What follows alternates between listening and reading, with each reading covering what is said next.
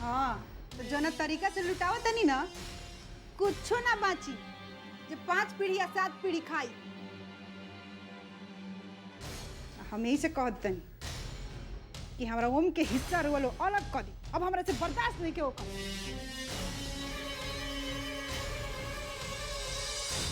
एक बात कान खोल के सुन ला, तुम्हारी बुढ़िया कूटनी के चाल हम चले ना दे।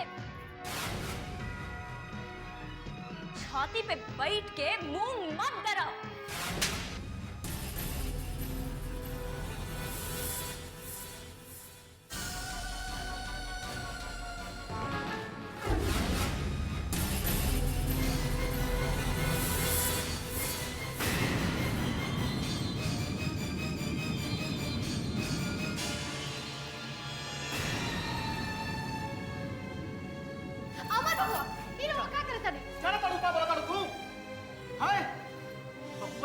स्वाद के पट्टी हमनी के आंख पे बदले रहल, पट्टी खुल गई आज, लेकिन वो पट्टी के आज भी तू अपना आंख पे बदले बड़ू वही तरह। जवन आदमी तोहर पति के मान सम्मान के मिट्टी में मिला दिलस, ओकर विश्वास के साथ विश्वासघात कैलस, ओकर बारे में तू बड़ाई करत अड़ू और वो औरत के अपमान करत अड़ू जेकर वजह से तोहर पति आज जेल से बाहर खड़ा बा तोहर सामने। कहां से पैसा जोड़ के ये लोग हमरा के जेल से बाहर निकलला सा, ई खाली हम जानत तानी, तू ना। ई झूठ बा, हम अपन कानी से सुन लिया। इनके बाबूजी के बात करें कि पुलिस थाना में देवे के पैसा नहीं के। यही बात के तब सोच बाटे सरला कि तू खाली कान से सुन लू और समझे के कोशिश ना कैलू। कई बार कान से बात सुनल अधूरा होला, मतलब में भी बेमतलब निकाल लेवेला। और वे तोरा संगे भइल बाटे। तो बबुआ जी के बात करता हूं तू, हाँ? बबुआ जी हमरा के जेल से बाहर निकाली, अपना आंखी से देख के आवतानी। दरोगा जी से कहत रहला कि कैसे वो जेल से बाहर निकल गईलन, दबाव बनावत रहला कि हमरा के जेल में रखल जाए। आउ जो तो के बाहर निकले हां ऊ के छोड़ावे आइलल हमरा के, हैं? छोड़ा भौजी, के छोड़ावे आइलल हमरा के? जेल में 2 मिनट हमरा से मिले के टाइम ना रहल, ओकरा पासू हमरा के छोड़ावे आइलल। हमरा के छोड़ावे वाला तोहर आंखी के सामने खड़ा बाटे, हमार भौजी।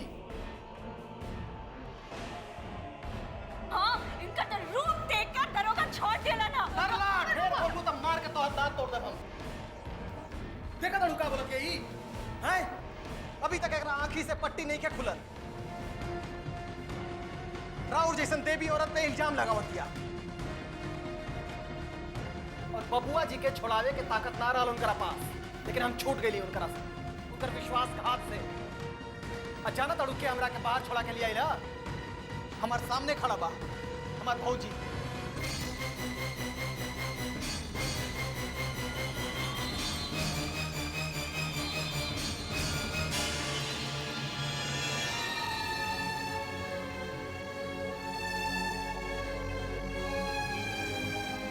पागल हो गई बिया एकदम से ही।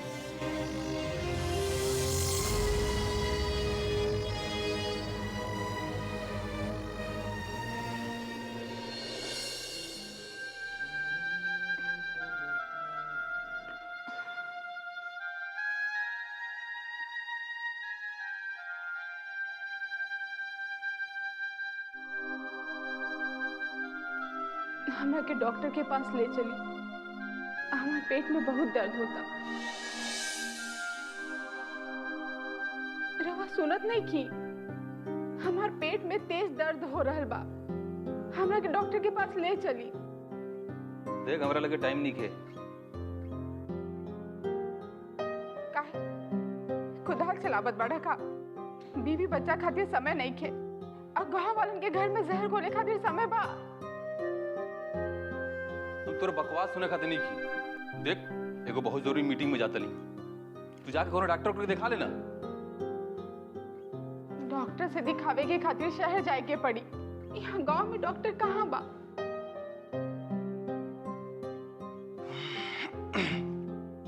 देख पंचायत भवन के पास एगो एनजीओ छोट मोट अस्पताल खुले वाला बा, 3-4 दिन में डॉक्टर आ जियो, सो जाके अपन पेट दर्द दिखा लिया, सब ठीक हो जाई।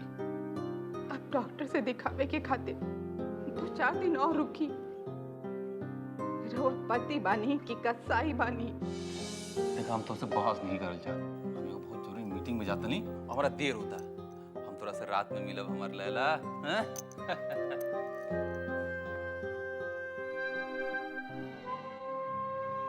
हे भगवान, इनका के कब अकल आई? हमार तो जिंदगी खराब हो गई बा ई घर में आके।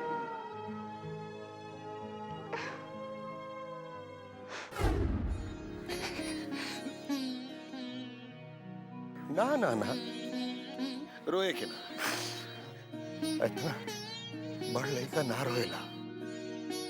उठा बेटा, खड़ा होगा, खड़ा होगा। ना रोए के ना।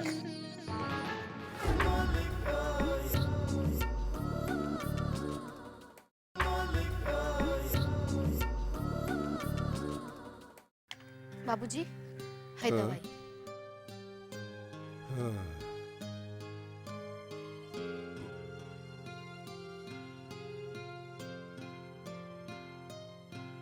अरे अमर बबुआ, आई बैठ।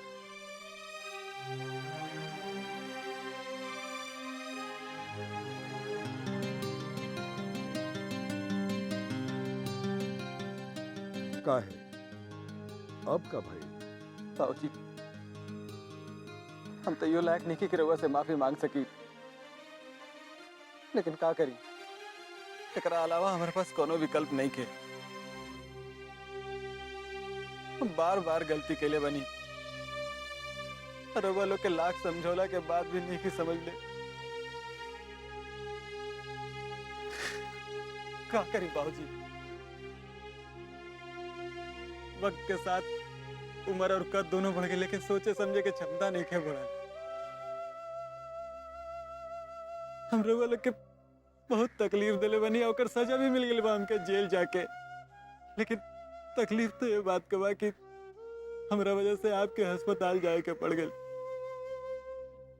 भौजी के भी हमरा वजह से बहुत परेशानी भइल।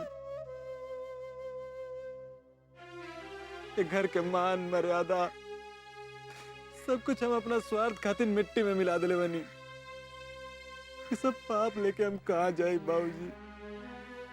ना ना बेटा, ये पाप ना हो, ये तो जिंदगी के शिक्षा हो, सबक हो। बस तोहरा अपना दिल में सही माने में कर एहसास हो गई। बस यह तहर माफी है बेटा, और यह तहर प्रायश्चित हो। लेकिन बाबूजी, हम तब तो बार बार गलती करता नहीं ना, अपन गलती से कहाँ सीख ली हम? अरे बेटा, तो तोरा बार बार ये चीज से तजुर्बा होते हुए देखा, ये जिंदगी के सही दिशा देवे खातिर और सही मंजिल पर पहुंचे खातिर ये जरूरी बा बेटा। ठीक कहा तनी बाबूजी, ये सब सीखल बहुत जरूरी बा हमार बबुआ। बाबूजी, इतर और रोक के बड़प्पन है ना कि हमारी गलती के तजुर्बा का नाम दे के आप लोग हमरा के अपना नजर से गिरे नहीं की दे। तो हम तो गलती करिए दिले वाली ना बाबूजी। एगो बात बताई, व्यक्ति आदमी से परिवार काहे बनेला, चाहे परिवार से समाज काहे बनेला? ऐसा कि वो लोग साथ में रहकर एक दूसरे के काम आ सके, लोग सुरक्षित रहे। लोग ये परिवार जा रहुआ साथे खड़ा बा तो ऐसे ना कि कोनो आसान करता, चाहे एहसान के बदला मांगता, बल्कि ऐसे काहे कि हर केहू एजा एगो कर्तव्य से बना है। चलिए अब सब कुछ भूल के रहुआ बाबूजी के पैर छू के आशीर्वाद चलिए।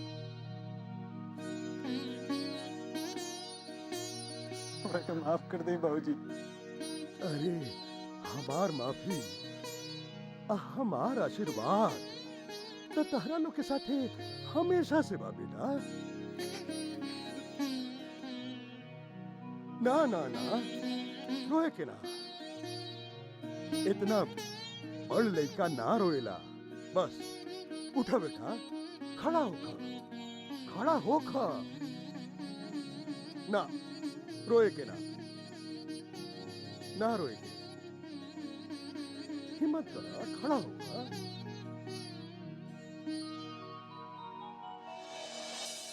पंडित जी। बोली मुंशी जी। हमके तो खतरा घंटी बाजत सुना था, काल ही हम मोहन जी से कहली कि मठ के चोरी के सामान चौधरी के यहाँ बरामद हो गए तो बड़ा खुश हो गई ने। और ही कहली कि अमरवा जेल में बंद बा तो बड़ा खुश हो गई ने। लेकिन पंडित जी जो कहली कि अमरवा जेली से छूट गई, महंत जी के ऊपर लगल कि दुखे पहाड़ टूट गई। अब का कल जा सकेला मुंशी जी, पता ना वो शातिर औरत दरोगा के कवन पाठ पढ़ौले कि अमरवा के दिन में छूट गई। पंडित जी वो औरत के जादू टोना वजन बा हमरे हिसाब किताब से ऊपर की चीज बा। ससुरी पता नहीं कौन कौन तिकड़म चढ़ा, कुछ समझे नहीं आवला। अब वो बात के निचोड़ला से का फायदा मुंशी जी। अब ई सोची कि मठ के पैसा से बिजनेस शुरू होई कि ना। ए पंडित जी एक बात बताई, हम चेहरवा से बकलोल लागिले का ना तो लपुरझंगा लागिले। हमके पागल कुकुर थोड़े ना कटले हम बिजनेस शुरू करे जाबे। का ना हो सकला मुंशी? बबुआ जी, मुंशी जी कहत रहले कि वो ईट भट्टा वाला काम में मठ के पैसा ना लागी। काहे? अब कौन काटा लग गई? अब देखी बबुआ जी, हम मोहन जी से पंगा ना ले पाई। अगर कहीं वो पैसा डूब गई तो मोहन जी हमें बोटी बोटी काट दी हैं। मार कर मत तोड़ दी बही ने। बबुआ जी पार्टनर बनने समय क्या बोले रे? वो समय तो हम रउआ डर के ना हाँ कहे रहनी बबुआ जी। और उसमें के बच्चों कुछ और रहल, अमर जेली में रहल और बड़की मलकान के परेशान देख मोहन जी कुछ खुशो रहना है। बबुआ जी जब मोहन जी के मालूम चले कि चिड़ई फुर्र हो गए, मार के तेरा मुंह तोड़ दे भाई से।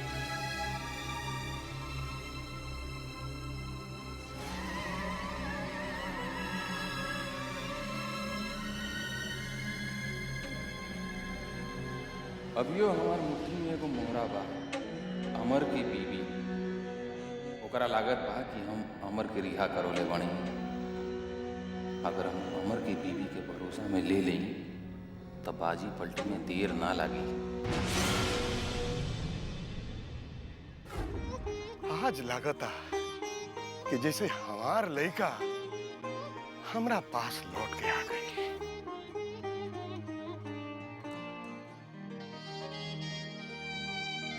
सुनी, बबुआ जी के फोन है।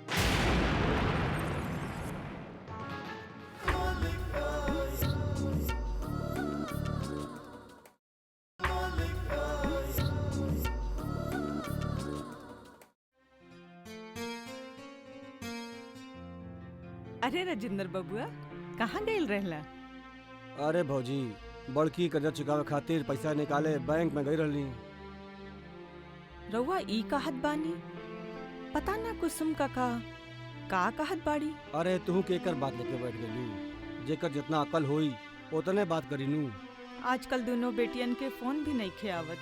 अरे वो पहले जैसे नहीं रह गई ना, घर संसार वाला हो गल बाड़ी सन।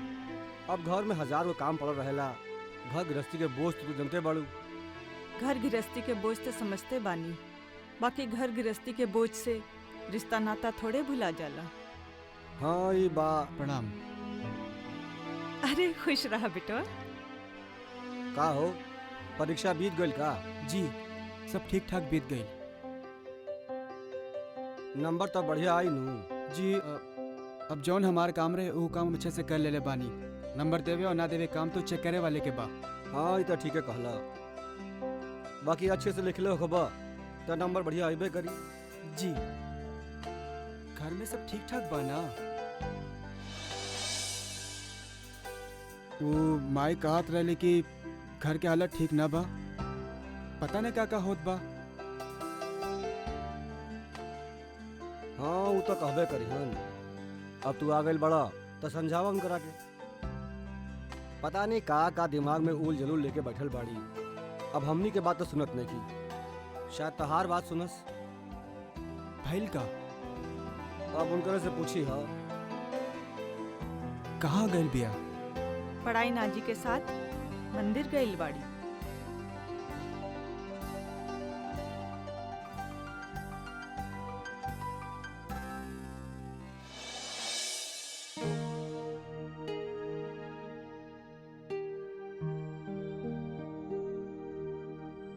बाबूजी है ली दूध।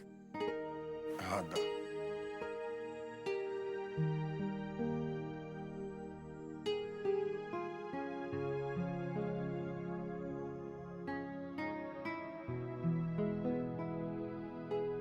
बाबूजी, हम रउआ लोग के काम में हाथ बटावल चाहता नहीं। हम भैया के तरह खेती करल चाहता नहीं।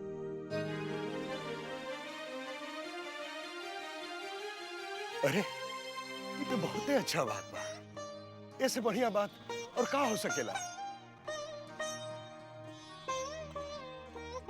आज लागता कि जैसे हमार लड़का हमरा पास लौट के आ गई।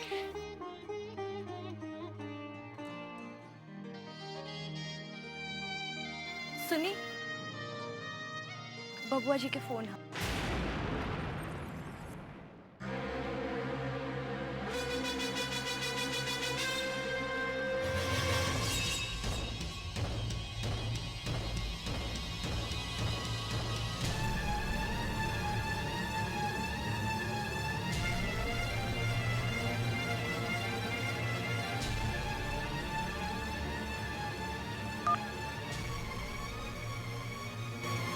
हेलो। हाँ अमर, अरे भैया बधाई हो, बधाई।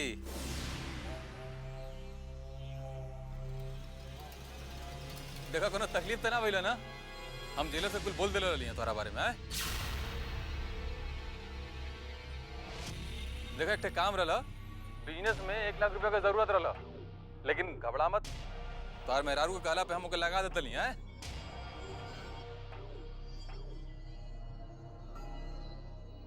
और तोहरा से मिले के रहलो, अगर तू बोला था भाई मीटिंग खातिर आ जाता ली।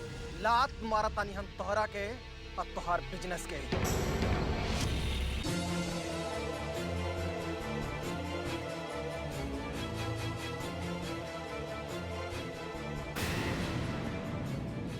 तोहार चेहरा पर जो नकाब पड़ल रहल ना बबुआ जी, वो अब उठ गइल बाटे।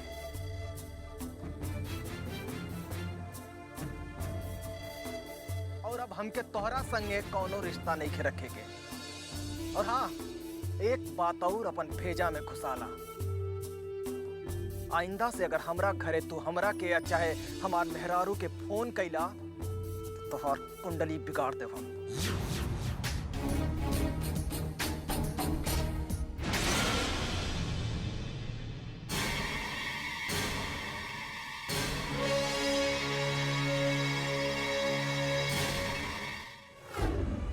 हमरा के रउआ से वो बात कहे करा। पूछी ना। हमरा रिहाई पे कितना पैसा खर्चा मिल? इसे रउआ का मतलब बा? रउआ एजा आ गई नी, ये सबसे बड़ बात बा। रउआ से एगो बात कहे के रहे। हाँ हाँ बोला। रउआ माई के इतना तकलीफ काहे देत बानी?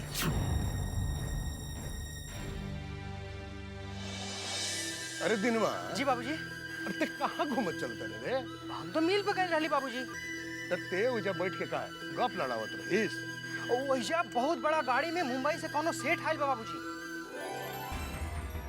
मुंबई से? हाँ मलकाइन, वो बहुत बड़ा आदमी बा और ओकरे साथे पूरा परिवार भी आइल बा।